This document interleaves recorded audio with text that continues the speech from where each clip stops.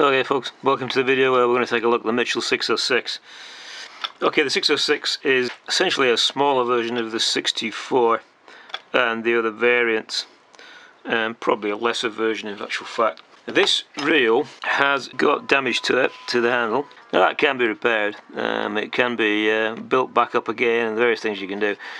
But these reels, second-hand value is probably about £15, so it's just not worth putting the work in. And this particular reel isn't particularly nice. The plastic's quite worn and so on. However, the chrome wears good, and there's a good lot of spares on it, so we're going to be taking it apart for spares essentially. And that's what I'm going to show you today. So the first thing I'm going to do is I'm going to take out the screws around the edges, and then when you're doing this, leave the ones there in place. So there's a little capture catch there. It just goes on into that little hole there, so that needs to be removed. Now that's a special oiling nipple screw which holds the handle on, and the handle just comes off. Now in this particular case you can see the handle has been damaged by somebody who's probably dropped it, I think. Now when you take these wheels off that I'm doing now, sometimes the threads on the end of here prevent them from coming off, so what you got to do is get a file and just file them flat. Okay, so inside the spool should just lift out, and I'll leave you with a back plate and this. Okay, so the various screws, well, these are all loose, so they should just shake off. Or you can push a small screwdriver through and just push them out, like so. Okay, so what you see there is the mechanical bit which makes the reel work. And largely speaking, compared to the gill fin that we did earlier on, this comes apart really easily. It's not difficult at all. Putting it back together is also pretty easy. There's a slight tricky bit with the ratchet just under there. You've got to make sure you get the ratchet in place, and there's a very difficult bit with this here, which I might just demonstrate. I'm taking this apart for parts, so I'm not really going to put it back together again. It's nowhere near as difficult as the gill fin. It's a lot easier. If you keep a hold of the handle on the outside,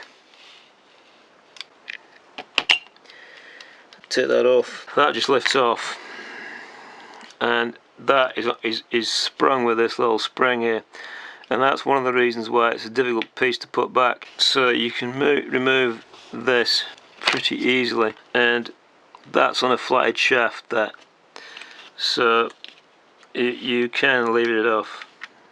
And as you see, as soon as you do that, the flatted shaft rotates slightly, which makes it impossible to get it back on again easily anyway, although it can be done. And that's why this bit's particularly tricky. The reason it rotated is because of that spring holding this in a rotated position, and to get it back on again you have to put this back on the other side and hold it with your finger, and then use the wrench to rotate this so that it clicks in place, and that is tricky. So when you're putting it back together, you need to watch out for that. Okay, those parts just lift out. Let's just show you that spring actually also just lifts off. Right, so to get this bit off, you see there's no screws on the face there. The screws are actually there, which is why I told you need to leave them alone initially, because otherwise it would just fall apart inside there and you wouldn't be able to see what you were doing. And you wouldn't be able to put the parts back correctly if you hadn't seen them come apart in the first place. Undo these screws and that will help you.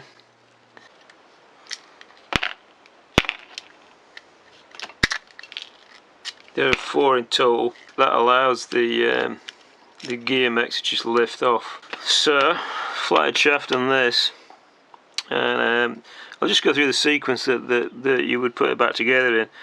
There's basically a fibre washer which goes right over the boss at the bottom, past the flatted part. This little tricky bit here, this is what you've got to get in, and the springs just come flying.